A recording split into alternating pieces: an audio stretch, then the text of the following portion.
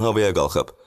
Grozno hava limanında pis hava şəraitinə görə təyyarə əvvəlcə Mahaçqalaya, sonra isə Aktauya yönləndirilib.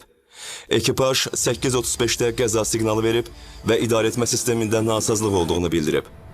Daha sonra saat 8:49-da pilotlar Aktauda təcili eniş tələb ediblər və təyyarəni birbaşa rejimdə idarə etməyə çalışıblar. Lakin saat 10:28-də təyyarə yerə çırpılıb. Təyyarənin qəza görüntülərində yerə çırpılma zamanı eniş şasilərinin işə salındığı görünür. Təyyarə dik bucaq altında yerə çırpılıb. İlk olaraq sağ qanadı yerə dəyib, sonra çevrilib və partlayış baş verib.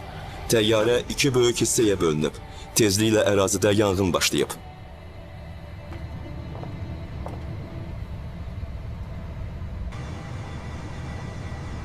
Biz çoxdan köçmüşük əslində. Onda mən uşaq idim. Aleksandr, vəziyyət necədir? Kapitan, hər şey yolundadır. Elə ailəmi görməyə gəlmişdim Bakıya.